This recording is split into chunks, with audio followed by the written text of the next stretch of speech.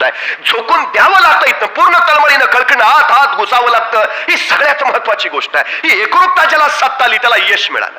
परमेश्वर तरी कुणाला भेटला? परमेश्वराशी ज्याला एकरूपता साधता आली त्याला. आमच्या तुकोबरायांनी भक्तीचं नव्हे अभ्यासाचं फार सर्वात उत्तम उदाहरण दिलंय. ते असं म्हणतात की देव पहाया गेलो देवची होऊन आलो. सगळ्या जीवनाचं सार आहे, सगळ्या जीवनाचं. मी तुकोबा कधीपर्यंत आहे? देवाजवळ जातोय तोपर्यंत आहे. एकदा देवाजवळ गेलो की मीच देव झालो, संपला विषय. हे देव पण जोपर्यंत तुम्हाला होत नाही, बस काय व्हायचं आहे? कलेक्टर कुठे निघालाय? कलेक्टर होण्याच्या दिशेनं जाताय तोपर्यंत तुम्ही आहात. एकदा तिथपर्यंत पोहोचला की तुम्ही परीक्षा व्हायच्या आधीच कलेक्टर झाला. हे आधी झाल्याशिवाय मग कलेक्टर होता येत नाही.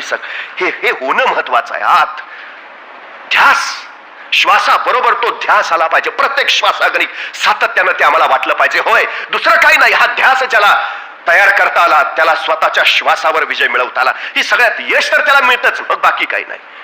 ही सगळ्यात महत्वाची गोष्ट आहे. खरं तर आमच्या संस्कृतीमध्ये दोन तत्वज्ञान आहेत. एक तत्वज्ञान आहे प्लेटोवादी, दुसरं तत्वज्ञान आहे अरिस्टॉटलवादी. प्लेटो आदर्शवादी होता, अरिस्टॉटल व्यवहारवादी होता. आता ह्या परदेशी विचारवंतापेक्षा या माझ्या देशामध्ये दोन तत्वज्ञान आधीच तयार झालीत. एक रामाचं तत्वज्ञान आहे आणि एक कृष्णाचं तत्वज्ञान आहे. राम आदर्शवादी होता आणि कृष्ण व्यवहारवादी होता. तुम्हाला या जीवनामध्ये जगताना रामनीती सुद्धा अवलंबायला हवी आणि कृष्ण नीती सुद्धा अवलंबायला हवी. हे जमलं तर तुम्हाला यशापर्यंत पोहोचता येतं. ही सगळ्यात महत्वाची गोष्ट. रामाच्याच वाटेनं आदर्शवादी म्हणून गेलात तर अडचण येईल. कृष्ण म्हणून सुद्धा तुम्हाला जगता आलं पाहिजे. ते इतरांच्या कल्याणाचं आहे, मग ते खोटं असलं तरी सत्यच. ही कृष्णाची सत्याची भूमिका आहे. आम्हाला तीही निर्माण करता आली पाहिजे. आम्हाला त्या मार्गानं जाता झालं पाहिजे. हा सगळ्यात मोठा भाव आहे. आम्ही निश्चितपणे तो विचार करायला हवा. एक प्रधानाचा मुलगा शाळेला जायचा रोज सकाळी.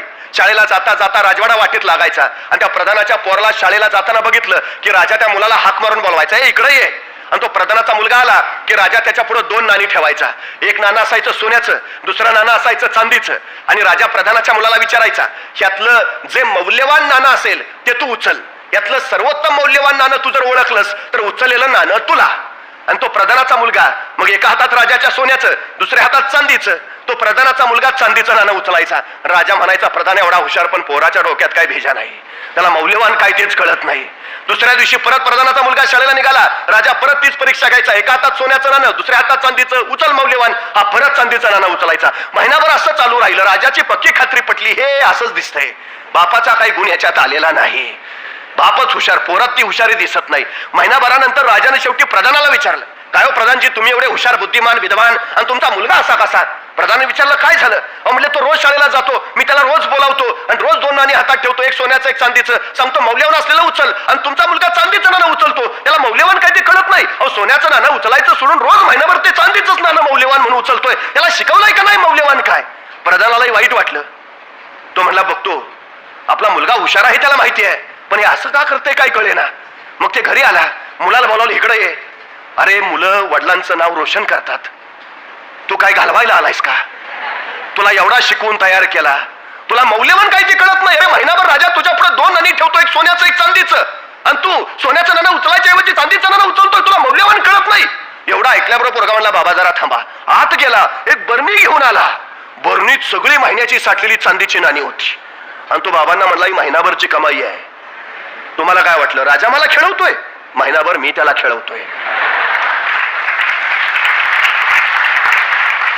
म्हणे कसं?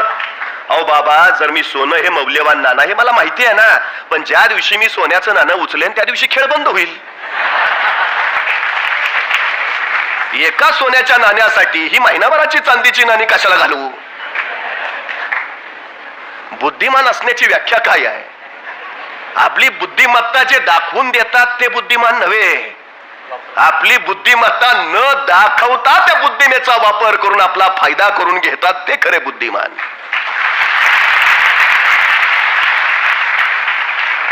ज्ञानी माणूस फारसा बोलत नाही आणि अज्ञानी बोलण्याशिवाय दुसरं काहीच करत नाही. ज्याला अनुभव आहे तो फारसा व्यक्त होत नाही, ज्याला अनुभव नाही तो सारखाच बडबडल्याशिवाय शांत बसत नाही. ज्ञान ही सगळ्यात महत्वाची गोष्ट आहे. ती तुम्हाला अनुभव देते, ती तुम्हाला, आणि हा अनुभव तुमचा तुम्हाला घ्यायचा आहे. इतरांच्या अनुभवातून तुम्ही फारसं शिकू शकत नाही. म्हणजे देखल्याची गोडी खादल्याशी नाही असं तुकोबांनी सरळ सांगितलं. साखर बघून त्याचा अनुभव घेता येत नाही, ती चाखावीच लागते, खावीच लागते, त्यावेळी त्याची गोडी कळते. तुमच्या जीवनाचे अनुभव तुम्हाला घ्यावे लागतील, मग ते यशाचे असतील अपयशाचे असतील. हे अनुभव जोपर्यंत तुम्हाला येत नाही तोपर्यंत तुम्हाला ज्ञान मिळत नाही, आणि अनुभवाशिवायचं ज्ञान हे काही मात्र उपयोगाचं नाही. ही सगळ्यात महत्वाची गोष्ट आहे. पुस्तकी पांडित्य तुम्हाला फार काळ पुढे नेऊ नाही शकत, त्याला अनुभवाचंच ज्ञान हवं जे तुम्हाला सातत्यानं पुढे रेटत राहील. ही सगळ्यात महत्वाची गोष्ट आहे. त्यामुळे सगळ्यात महत्वाचा विषय, बुद्धिमान कोण? जो स्वतःच्या अनुभवाने शिकतो तो बुद्धिमान आहेच, पण स्वतःचा वेळ अनुभव घेण्यासाठी वाया न घालवता इतरांच्या अनुभवावर सुद्धा जो शिकतो तो सगळ्यात जास्त बुद्धिमान. म्हणजे मी एक पुस्तक वाचतो त्यावेळी 70 वर्षाच्या वयोवृद्धानं जर ते पुस्तक लिहिलं असेल तर त्याची 70 वर्ष त्या पानावर उमटलेली असतात. ती 70 पानं मी वाचतो, याचा अर्थ मी त्याच्या 70 वर्षाच्या आयुष्याचा अनुभव घेतो. आम्हाला तो अनुभव घेता आला पाहिजे आणि त्या अनुभवातनं शिकता आलं पाहिजे. ही सगळ्यात महत्वाची गोष्ट आहे. हे शिकणं ज्याला जमलं त्याला यश मिळवून आलं. हा सगळ्यात मोठा भाव. आणि अलीकडच्या पालकांनी, शिक्षकांनी, म्हणजे आताच्या नव्या पिढीला हे सांगितलंच पाहिजे सातत्यानं की ज्ञान हीच शेवटी सर्वोत्तम शिदोरी आहे, त्याच्याशिवाय दुसरं काही नाही. म्हणजे पूर्वी ज्याच्या नावावर सातबाऱ्यावर जमीन जास्त त्याला सगळ्यात जास्त श्रीमंत म्हणायचं, ज्याच्या दावणीला गुरं जास्त तो सगळ्यात जास्त श्रीमंत, ज्याच्या अंगावर सोनं जास्त तो सगळ्यात जास्त श्रीमंत, ज्याच्या नावावर जमीन जास्त तो सगळ्यात जास्त श्रीमंत, ज्याच्या बँकेत पैसे जास्त तो सगळ्यात जास्त श्रीमंत. आता या सगळ्या व्याख्या बदलल्या आणि आता ज्याच्याकडे ज्ञान जास्त तो सगळ्यात जास्त श्रीमंत, ही नवी व्याख्या आता तयार झाली. जमिनीच्या बळावर तुम्ही ज्ञान मिळवू शकत नाही, सोन्याच्या बळावर तुम्ही ज्ञान कमावू शकत नाही, पण ज्ञानाच्या बळावर तुम्ही जमीन मिळवू शकता आणि सोनं सुद्धा कमावू शकता. त्यामुळे पहिल्यांदा काय कमावायचं आहे तर ज्ञान कमावायचं, ही भूमिका पहिल्यांदा आम्हाला लक्षात घेता आली पाहिजे. म्हणजे आमची घरं बांधली जातात, घरावर आम्ही नेम प्लेट लावतो आमच्या नावाची पाटी. त्या नावाच्या पाटीवर आमचं नाव लिहिल्यावर खाली काय लिहितो? 6 एकर बागायतदार नाही, 12 जनावरांचे मालक नाही, 1 कोटी म्युच्युअल फंड नाही. नावाखाली लिहितो काय? आमचं शिक्षण MA MSc काय झालं असेल ते, PhD, जिल्हाधिकारी, पोलीस प्रमुख. आमच्या नावाखाली आमच्या पदव्या येतात. त्या पदव्या आमच्या नावाला व्यक्तित्व, कर्तृत्व आणि नेतृत्व देतात. कमवायचं काय ते हे आम्हाला ते करता आलं पाहिजे, आम्हाला ते मिळवता आलं पाहिजे. आणि सगळ्यात महत्वाची गोष्ट आहे कशाला कमवायचं तेही माहिती असलं पाहिजे. विनाकारण एखाद्या क्षेत्रात घुसलो मग कारणाशिवाय नको ते उद्योग होत राहतात. त्यामुळे काय करायचं नेमकं त्याचाही अट्टास निश्चितपणे हवा. मिळवायचंय तर ताकदीने मिळवायचंय, कशासाठी मिळवायचंय हेही निश्चितपणे माहिती हवं. आमच्या नव्या पिढीला ते देता यायला हवं, ही सगळ्यात महत्वाची गोष्ट आहे. आमच्या पिढीनं ते ज्ञान पहिल्यांदा मिळवावं. काय करायचंय, कसं करायचंय, करून मिळवल्यावर काय करायचंय तेही माहिती असलं पाहिजे. तुमची तीव्रता जेवढी जास्त ना मिळवण्याची तेवढं तुम्हाला यश जवळ असतं. तुमची तीव्रता जेवढी कमी तेवढं यश तुमच्यापासून लांब लांब जात राहतं. हा सगळ्यात मोठा वस्तुपाठ आहे, सगळ्यात मोठा. मी नेहमी एक गोष्ट सांगतो, इथं बुलढाणा जिल्ह्यात मेहकर नावाचं तालुका आहे. त्या तालुक्यात लता भगवान करे नावाची एक माऊली आहे. साधारण 65 वर्ष वय आहे तीच. 3 मुली होत्या. 70चा नवरा, गरिबीशी संसार करत सगळं व्यवस्थित चाललं होतं. 3 मुलींची लग्न करून दिली. आयुष्यभर जेवढं काय कमावलेलं, साठवलेलं ते सगळं मुलींच्या लग्नात घातलं. आता दोघं नवरा बायको दुसऱ्याच्या शेतात रोजानी जायचंय. जो काही रोजगार हातावर पडायचा त्याच्यातनं आपली सुखाची मीठ भाकरी खायचे. आनंदात चाललं होतं ती सगळं. पण अचानक नवऱ्याची तब्येत बिघडली. बायकोला काय करावं कळेना. तिथल्या सरकारी दवाखान्यात घेऊन गेली. सरकारी दवाखान्यात डॉक्टरनी सांगितलं मोठ्या डॉक्टराकडे न्यावं लागेल. काय करावं सुचेना. 4 जणांकडनं, शेजार पाजाराकडनं पैसे गोळा केले. नवऱ्याला सोबत घेतला आणि बुलढाण्याला गेली. तिथं नवऱ्याला दवाखान्यात दाखवलं. डॉक्टरने सांगितलं काय आणखी तपासण्या कराव्या लागतील, पण त्याची सोय आपल्याकडे नाही. तुमच्या नवऱ्याला घेऊन तुम्हाला बारामतीला जावं लागेल. आता मात्र त्या माऊलीच्या पायाखालची जमीन सरकली. अरे आता इथपर्यंत यायला 4 जणांकडनं पैसे घेऊन आलो, आता बारामतीला जायचं कसं? तिथं पैसे लागतील, ते आणावे कुठून? करावं तरी काय? अरे पोटाची खळगी कशी बशी भरतो आपण? जगावं तरी कसं? की आजारी माणसानं सरळ मरून जावं, जगूच नाही. त्या माऊलीच्या डोळ्यातनं घळघळ अश्रू ओघळायला लागले. करावं काय? ज्या माणसाला आयुष्यभर खस्ता खाल्ल्या, ज्या माणसाला आयुष्यभर स्वतःच्या खांद्यावर संसार पेलून धरला, जिने आयुष्यभर आम्हाला सुखाची सावली दिली, आज त्याच्यावर वेळ आली आणि आपण काय करू शकत नाही. ती माऊली आतल्या आत गलबलत राहिली. करावं काय? शेवटी परत आली. आणखी 4 जणांपुढे शब्द टाकला. मिळतील जुळतील तेवढे पैसे गोळा केले. नवऱ्याला सोबत घेतला आणि बारामतीला पोहोचली. डॉक्टरांच्या पुढे नवऱ्याला दाखवलं, डॉक्टरांनी तपासणी केलं आणि सांगितलं एक महत्वाची तपासणी करावी लागेल. आता मात्र तिचा धीर कचला. तपासणं तरी किती करता तपासण्या. तिने डॉक्टरला विचारलं, डॉक्टर ठीक पण खर्च किती येईल? आणि डॉक्टरांनी तो खर्चाचा आकडा सांगितला. तिच्या डोळ्यापुढे दिवसा अंधारे आल्या. अरे कसं करावं तरी कसं, कुठून लावे पैसे, न्यावं सरळ नवऱ्याला मर म्हणून सांगावं, करावं काय काय. आतल्या आत ढसढसत राहिली, बाहेर आली, त्या बाकड्यावर बसली, पदराला डोळे टिपत राहिली. कसं करावं काय काय सांगू नवऱ्याला, जावं माघारी सरळ परत मरू द्यावं नवऱ्याला असंच. आतल्या आत हमसत राहिली. थोडा वेळ झाला, डोळे पाणावलेले कोरडे झाले आणि त्याच बाकड्यावर पडलेला पेपर तिला दिसला. तो पेपर तिने वाचला. मोठ्या ठळक अक्षरात छापलेली बातमी तिच्या नजरेत धरली, ती चमकली. बातमी होती बारामती मॅरेथॉनची आणि मॅरेथॉन मध्ये जिंकणाऱ्या स्पर्धकाच्या बक्षिसाची. त्या बक्षिसाच्या आकड्यावर तिची नजर फिरवली आणि त्याच्या डोक्यात झणकन कल्पना आली, ही बक्षीस जर मी जिंकलं तर माझ्या नवऱ्याची तपासणीवर उपचार होईल. बस 65 वर्षाची माऊली. तिने निर्णय घेतला नवऱ्याचा जीव वाचवण्यासाठी या बारामती मॅरेथॉन मध्ये भाग घ्यायचा. आणि ती 65 वर्षाची माऊली त्या मॅरेथॉनच्या तिथं पोहोचली. सगळे स्पोर्ट्सचे शूज घालून आलेले, टी शर्ट घातलेले, रोज धावण्याचा सराव करणारे मॅरेथॉन स्पर्धेला. आणि त्यात ही आली होती 65 वर्षाची लता भगवानकरे, नऊवारी नेसलेली, कासोटा घातलेली, अनवाणी पायाची. संयोजकांना सांगते मला स्पर्धेत भाग घ्यायचा आहे, मला पळू द्या. चकित होऊन सगळे बघायला लागले. ती सांगायला लागली माझा नवरा दवाखान्यात आहे, त्याला वाचवायचं असेल तर पळण्याशिवाय पर्याय नाही, मला कृपा करून पळू द्या. संयोजकांनी तिला भाग घेऊ दिला आणि 65 वर्षाची माऊली त्या स्पर्धेला तयार झाली. बघता बघता पट्टी पडली आणि मॅरेथॉन चालू झाली. बेभान होती लता भगवानकडे पळत राहिली. आजवर रोजचे रोज कसलेले सराव करणारे धावपटू पळत आहेत आणि त्यांच्या बरोबर पळते 65 वर्षाची नऊवारी घातलेली, कासोटा नेसलेली लता भगवानकडे. डोळ्यापुढे फक्त नवरा दिसतोय, त्याच्यासाठी पळायचंय, त्याला वाचवायचंय, त्याला जगवायचंय, बस जिंकलंच पाहिजे, दुसरा पर्याय नाही. बेभान पळते.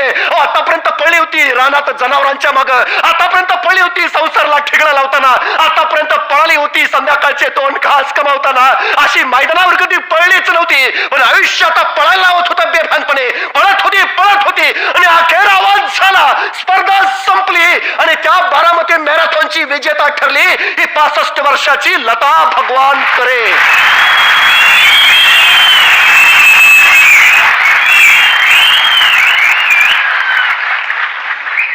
वय वर्ष 65, नऊवारी नेसलेली, कासोटा घातलेली, अनवाणी पायाची. तिच्या यशाचं कारण काय? इतर कसलेल्या धावपटूंसारखी ती वर्षभर मैदानावर सराव तर अजिबात करत नव्हती. त्या मैदानावरचे खडे टोचून आहेत म्हणून तिच्या पायात स्पोर्ट शूज सुद्धा नव्हता. साडीचा कासोटा पायात अडकून आपण पडू की काय अशी भीती सुद्धा तिला वाटली नाही. रोजच्या रोज कसलेले सराव करणाऱ्या धावपटूंच्या तुलनेत आपण टिकू शकू का हा प्रश्नही तिच्या मनात आला नाही. आपण आधी कसेच पळलो नव्हतो हेही तिला पळताना आठवलं नाही. तिला फक्त आठवत होता नवरा, तिला फक्त आठवत होता त्याचा आजार आणि तिला फक्त आठवत होता माझा नवरा जगवायचा आहे एवढाच विचार. बस जिंकण्याची तिची तीव्रता एवढी प्रचंड होती ना, ती तीव्रताच तिला यश देऊन गेले. तुमची जिंकण्याची तीव्रता किती आहे याच्यावर तुमचं यश अवलंबून आहे. किती तीव्रतेने वाटतं तुम्हाला. पाण्यात हात बुडल्यावर श्वासांची ज्या तीव्रतेनं शरीराला गरज वाटते ना, त्या तीव्रतेनं ज्यावेळी तुम्हाला यशाची गरज वाटेल त्यावेळी यश तुमच्या दारात हात जोडून उभा राहील. तेव्हा तोपर्यंत नाही. ही गरज फार महत्वाची आहे, ही तीव्रता फार. हे झपाटलेपण असतं, अफाट झपाटलेपण. त्या झपाटलेपणात यश मिळतं. तुमच्यात क्षमता नाहीत असं नाही, तुमच्यात कौशल्य नाही तर काय होतं त्या लता भगवानकरे मध्ये. आमची पोरं कारण सांगतात, नाही जरा तो पुण्यात क्लास लावला असता तर झाला असतं.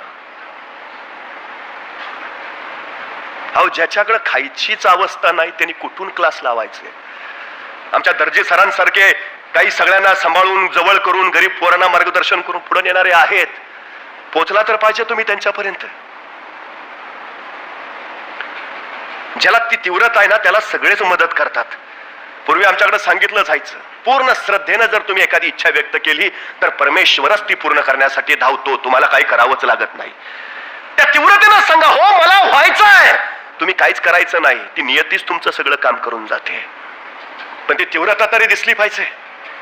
ही तीव्रता फार महत्वाची आहे, अफाट गरजेची आहे. पूर्ण झपाटले पण कष्टाशिवाय काहीच नाही मिळत. यशाला शॉर्टकट नाही. आणि परत यश मिळावं म्हणून रिव्हर्स गिअर सुद्धा टाकता येत नाही. सुरुवात केली की केली, बस पोहोचलाच पाहिजे. हा येतील खडे वाटेत, पण खडे टोचतायत म्हणून वाट बदलू नका, माघारी तर अजिबात फिरू नका. थोडेसे नम्र व्हा, झुका वाका, टोचणारे खडे उचला, बाजूला फेका आणि पुढे चालत राहा. चालता चालता एखादा दगड आडवा येईल, आता दगड आडवा आला म्हणून सुद्धा वाट बदलू नका, माघारी तर अजिबात फिरू नका. सरळ त्या दगडावर उभा राहा, स्वतःची उंची वाढवून घ्या आणि पुढे चालत राहा. चालता चालता पुढे एखादा महाकाय डोंगर आडवा येईल, आता डोंगर आडवा आला म्हणून माघारी फिरू नका, पळून तर अजिबात जाऊ नका. त्या डोंगराला धडका मारायचाही विचार करू नका, थोडे शांत राहा. त्या डोंगराचा नीट अभ्यास करा, निरीक्षण करा आणि सरळ त्या डोंगराला वळसा घालून पुढे निघून जा. यश पुढे वाट पाहतंय.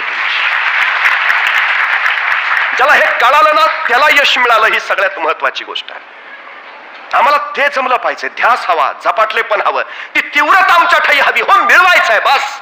हा सगळ्यात महत्वाचा विचार आहे. दुसरी कुठलीही कारण तुम्हाला अडथळे आणू शकत नाही, कुठलीच अडथळे. पण एकदा ठरवलं की माघारी नका फिरू. काही माणसं यशाजवळ पोचलेलीच असतात, एक पाऊल दूर, पण तिथून मागे फिरतात, नंतर कळतो गेलतो की जवळ राहू. एक पाऊल फक्त. 5 किलोमीटरची शर्यत जिंकणाऱ्या एका धावपटाला विचारा तुमच्या यशाचं रहस्य, तो म्हणला मी थांबलो नाही. यशाची साधी सोपी व्याख्या, मी थांबलो नाही, मी फक्त पूर्ण केलं. कारण 5 किलोमीटर अंतरवरच असतं. काही सुरुवातीला लवकर पळतात, मध्ये दमतात, माघारी पडतात.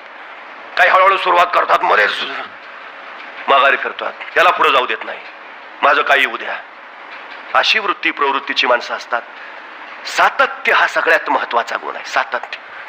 जो सातत्यानं पावलं टाकत राहतो तो दमत नाही, थकत नाही, तो पोचल्याशिवाय माघारी फिरत नाही. ही सगळ्यात महत्वाची गोष्ट. सातत्य हवं, फक्त सातत्य, बाकी काही नसलं तरी चालतं.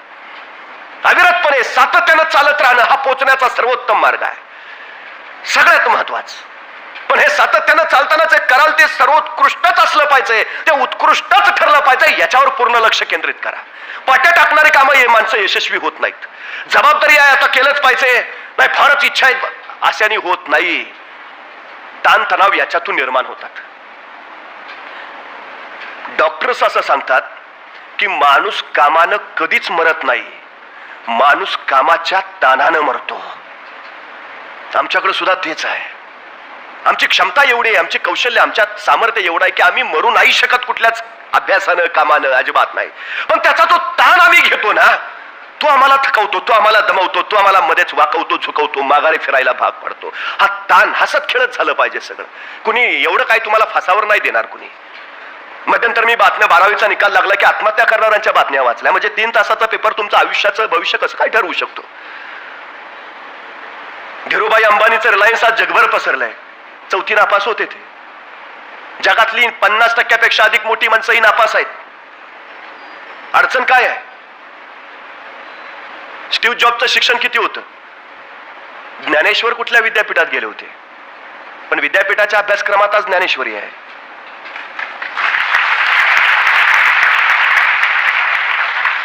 सचिन तेंडुलकर 12वीला इंग्रजीत नापास झाला होता, पण 12वीच्या इंग्रजीच्या पुस्तकात आज तेंडुलकरवर धडा आहे. एवढा धडा सुद्धा पुरेसा आहे. या जगात पूर्ण परिपक्व कुणीच नसतं. पण चूक झाली याचा अर्थ काही चुकलं असं नव्हे, सगळं गणित फसलं असं नव्हे. चालत राहता यायला पाहिजे, सातत्यानं पुढे झेपावता आलं पाहिजे, ही सगळ्यात महत्वाची गोष्ट आहे. तो ध्यास, तो ठामपणा, तो निर्धार, ती अभिव्यक्ती आणि त्याच्यासाठी करावा लागणारा संघर्ष, करावे लागणारे कष्ट, ही सगळ्यात मोठी गोष्ट आहे, सगळ्यात महत्वाची. आम्हाला ते करता आलं की बस. रात्री अपरात्री काही कधी विचारा. निरीक्षण असलं पाहिजे आमचं आजूबाजूचं. व्यक्तिमत्वाचा अर्थ काय आहे. तुम्ही कसे दिसता नाही, तुम्ही काय पेहराव करता नाही, मग तुम्ही बाहेरून कसे आहात याच्यावरनं तुमचं व्यक्तिमत्व ठरत नाही, तुम्ही आतून कसे आहात याच्यावरनं तुमचं व्यक्तिमत्व ठरतं. सगळ्यात महत्वाची गोष्ट आहे. मोटरसायकलच्या स्पर्धेमध्ये त्यांनी भाग घेतला, तो दरवर्षी पहिलाच यायचा, यावर्षी येणार निश्चितच होतं. आणि स्पर्धा सुरू झाली, बेभानपणे गाड्या पळवायला सुरुवात केली, पण अचानक पुढे एक ऍक्सिडेंट झाला. त्याचा एक स्पर्धक जखमी रक्ताळलेल्या अवस्थेत खाली पडला होता. त्यांनी स्वतःची गाडी थांबवली, त्या रक्ताळलेल्या मित्राला उचललं, दवाखान्यात पोहोचवलं आणि मग तो शर्यतीत सामील झाला. तो दुसरा तिसरा आला. संयोजकाने विचारलं, पहिला नंबर तुझा चुकला नाही, यावेळी काय झालं. तुम्हाला माझा मित्र जखमी झाला होता, त्याला दवाखान्यात पोहोचवलं. तो तिथंच ठेवला असता, मी पहिला नंबर मिळवला असता तर माझ्या त्या क्रमांकाला काही अर्थ नव्हता. मला पहिला क्रमांक तेव्हा मिळाला ज्यावेळी मी त्याचा जीव वाचवला. पाशवी ध्येय नको. काही करायचं, कसंही करायचं, काही होऊ द्या, पण मी करणारच. मग चांगला वाईट मार्ग ते नाही बघणार, शॉर्टकट लॉंगकट अजिबात नाही. हे सगळं संवेदनाशील आयुष्य आम्हाला निर्माण करत हसत खेळत जगता आलं पाहिजे. हसत खेळत आमच्या ध्येयापर्यंत पोहोचता आलं पाहिजे. तेव्हा ते खरं यश आम्हाला मानता येत. तेव्हा ती भूमिका आम्हाला आमच्या यशापर्यंत ठामपणे पोहोचवत जाते. सगळ्यात महत्वाचा विषय आहे तो. अभिमान बाळगायला हा शिका की आपल्यासारखं या जगात दुसरं कुणीच नाही. आहे का कुणी? कुणी उठून सांगावं माझ्यासारखा कुणीतरी आहे? अजिबात नाही. तो परमेश्वर एवढा प्रचंड मोठा कलाकार आहे, म्हणजे 125 कोटी लोकसंख्या या देशाची, पण या 125 कोटीत एक माणूस दुसऱ्यासारखा अजिबात नाही. अजिबात नाही. मग आपल्यासारखा कुणीच नाही याचा अभिमान का बाळगत नाही? तुमचे डोळे तुमचे, तुमच्यासारखे डोळे दुसऱ्या कुणाकडेच नाहीत. तुमचे चेहरेपट्टी तुमच्यासारखी चेहरेपट्टी दुसऱ्या कुणाकडेच नाही. अहो, तुम्ही एकमेवा द्वितीय आहात याचा अभिमान का बाळगत नाही? आम्ही न्यूनगंड बाळगतो. अपयशाचं सगळ्यात महत्वाचं कारण आहे, सगळ्यात महत्वाचं. ते बाळगू नका, अजिबात नका. मी सुरुवातीला सांगितलेलं, स्वतःचा पराभव तुम्ही स्वतः करणार, दुसरं कुणीच नाही. क्षमता आहे, सामर्थ्य आहे, कौशल्य आहे, तुम्ही ते करणार. या वृत्तीनं सकारात्मक मनाला शिस्त लावत जर तुम्ही पुढे गेलात तर निश्चितपणे ठामपणा याचा अर्थ काय आहे? किती ठाम आहात तुम्ही याच्यावर तुमचं आयुष्य अवलंबून आहे. काय माणसं आपण चुक म्हणून निर्णयच घेत नाहीत. चुकलो तर काय? म्हणजे एका UPSCच्या विद्यार्थ्याला इंग्रजीबद्दल एवढा भयगंड होता की आपण अधिकारी झाल्यावर आपल्याला इंग्रजीतनं बोलावं लागेल म्हणून तो मुलाखतीलाच गेला नाही. ही वस्तुस्थिती आहे.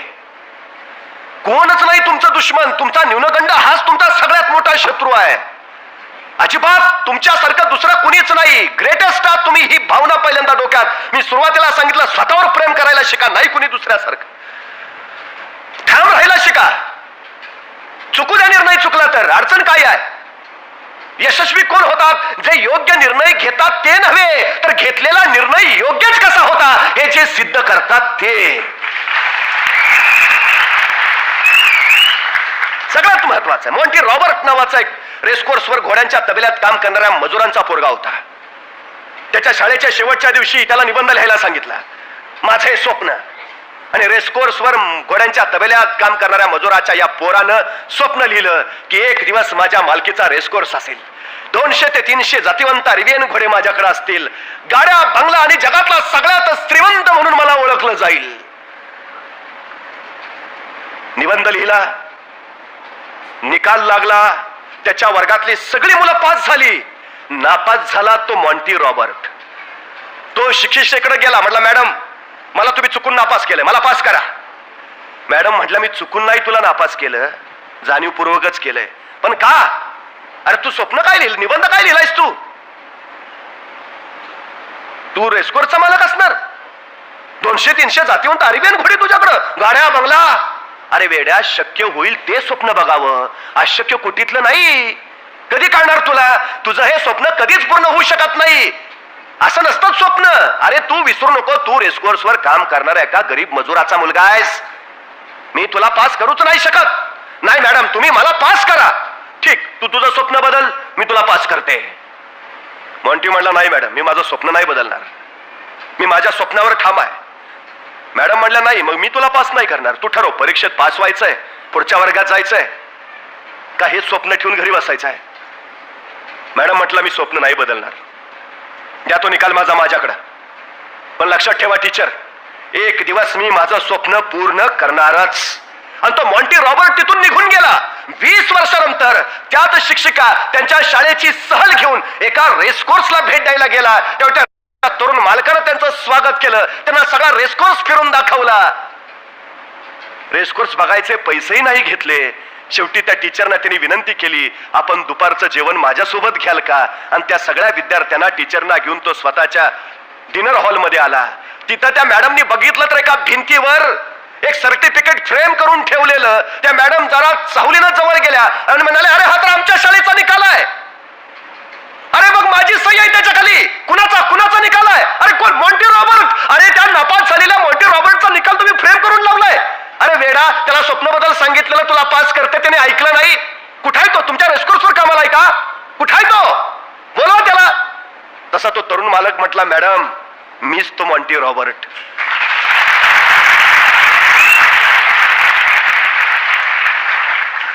आणि मॅडम मी माझं स्वप्न पूर्ण केलंय. मॅडम तुमच्या सांगण्यानुसार मी जर स्वप्न बदललं असतं तर शाळेच्या परीक्षेत मी पास झालो असतो, पण जीवनाच्या परीक्षेत मात्र नापास ठरलो असतो. त्यामुळे कुणी काही सांगू द्या, कुणी काही सल्ले देऊ द्या, ठाम राहा. जे ठरवलंय ना त्याच्यावर ठाम राहा.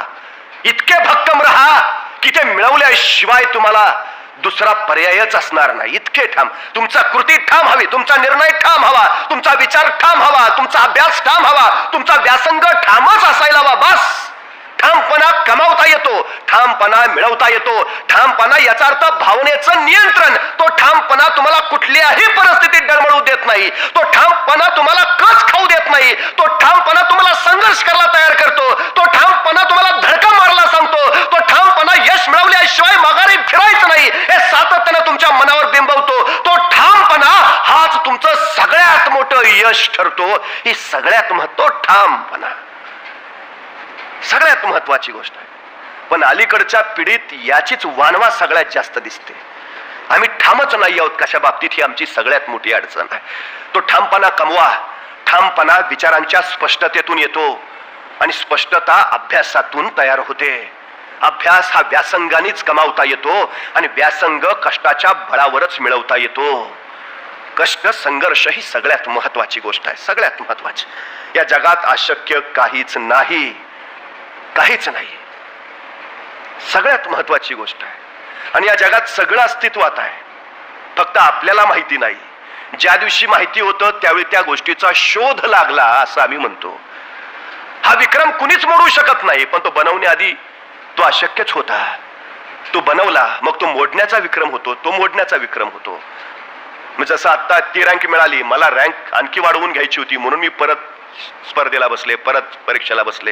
हे आपलेच विक्रम आपण वाढवत जातो, मोडत जातो. स्पर्धा जगातल्या दुसऱ्या कुठल्याच माणसाशी करू नका. तुलना आपली स्वतःची कुणा बरोबरही कधी करायला जाऊ नका. स्पर्धा करायची झाली तर ती स्वतःशीच करा. तुलना करायची झाली तर ती स्वतःशीच करा. दुसऱ्या माणसाला सोबत आणूच नका.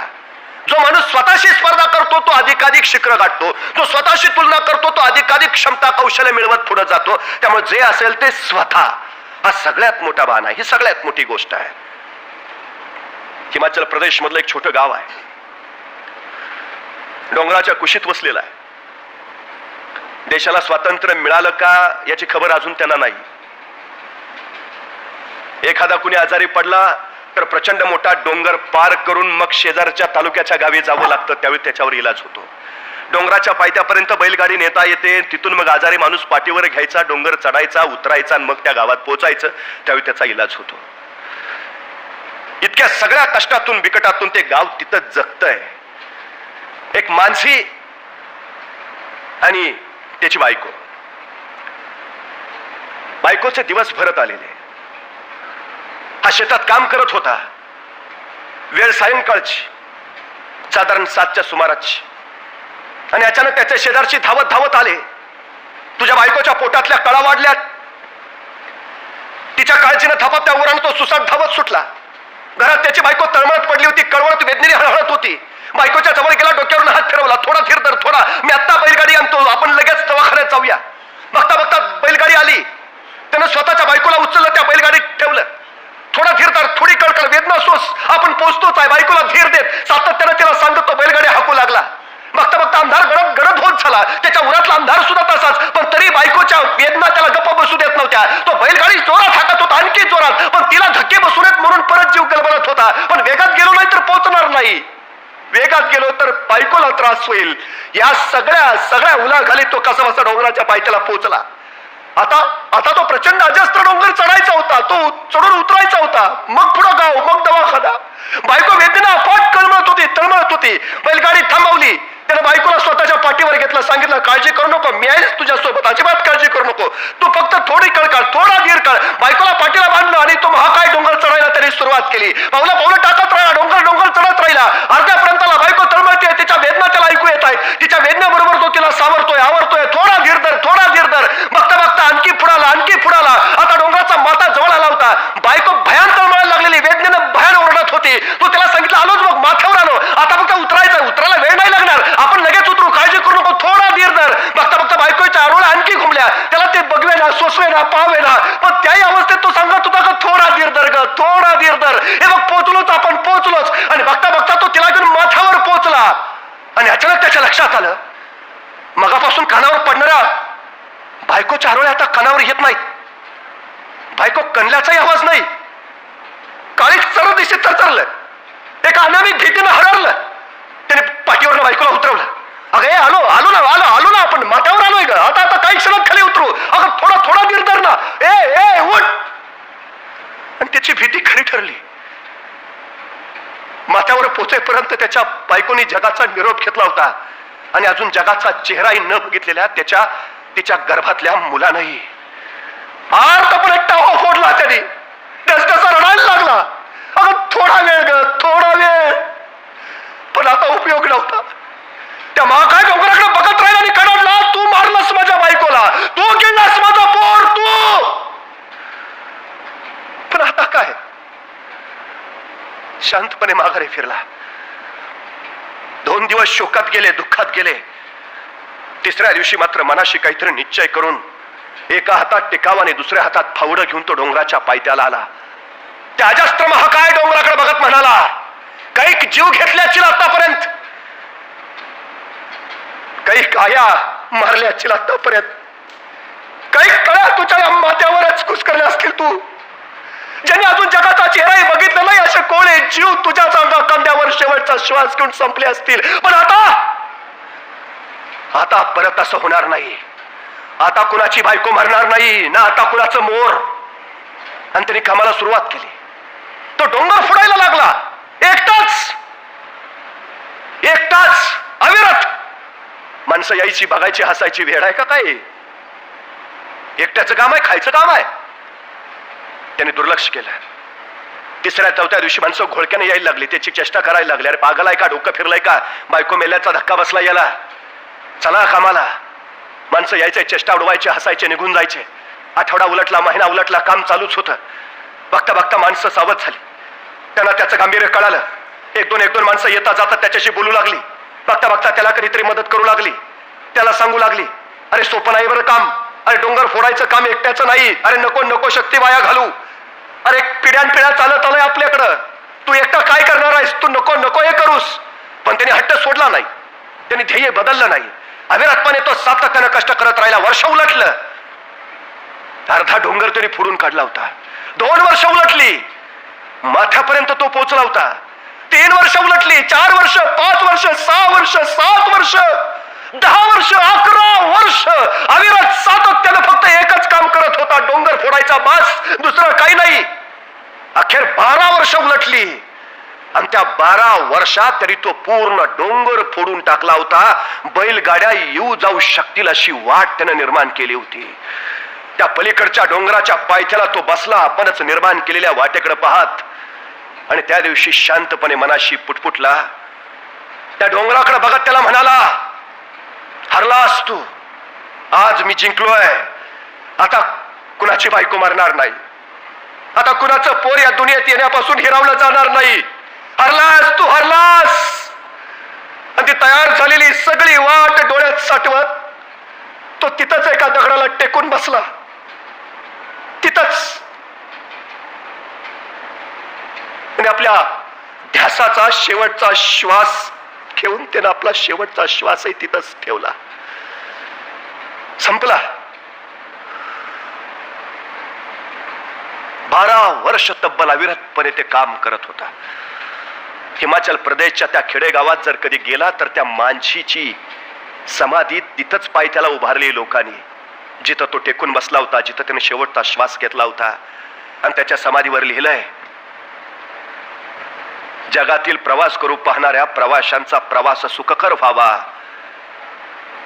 म्हणून ही वाट निर्माण करणारा आधुनिक वाटाड्या इथं कायमचा विसावला आहे.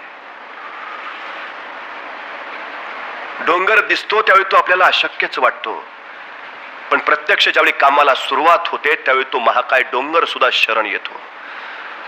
एकटा माणूस हे जर करू शकतो तर तुमच्या माझ्यात सुद्धा ती क्षमता आहे, तुमच्या माझ्यात सुद्धा ते सामर्थ्य आहे. आपण ही अशक्य असं काहीही करू शकतो. फक्त माघार घेऊ नका.